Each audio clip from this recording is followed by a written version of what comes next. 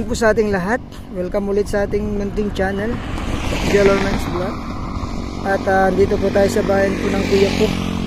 Tayo po tayo titignan dito along Provincial Road going to Gimba.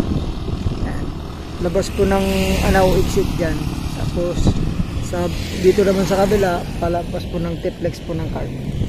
So sisilipin po natin dito 5,000 square meter mahigit. At natabunan na po yung property. So pwede na po agad magpatayo ng business. So commercial lot po siya. Pwede siyang gawing gasolinahan, ganyan. Tapos kainan na pwede din sa kainan, ganyan po. Pero kung ano pong business po ang nais nyo, pwede po rito. Ang frontage po nito nasa 80 more or less po ang frontage nito, hanggang dun po sa may poste na yun, hanggang rito lang sa may signboard na yun. So yun, titled property po, i-title na to, transfer na sa pangalan po ng seller natin. So wala pong EGS to, wala pong extrajudicial settlement. Pag nabili nyo po ito, transfer na lang po agad.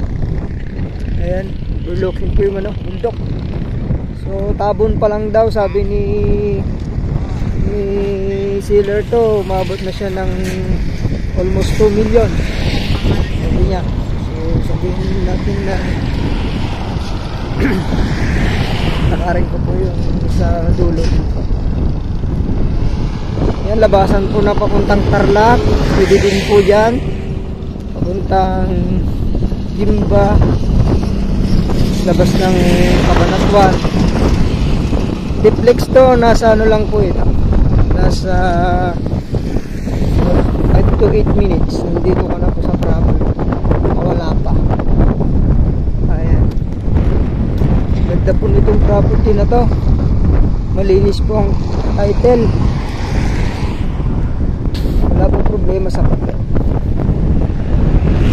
Ayan, irrigation po yung katabi. Ayan po, nandito na rin po yung property. So pwede pong malit na pabahay to o kaya resort din, kasi may lalabasan na po ng tubig. Okay, nagundog po yung property natin. So yun, sana magustuhan nyo po ito, pagandang property dito po sa bayan po ng Kuya po, Nueva Ecija. Yun, ang price po pala nito, ang asking ni seller 3.5 per square meter, pero negotiable po daw, sabi ni seller.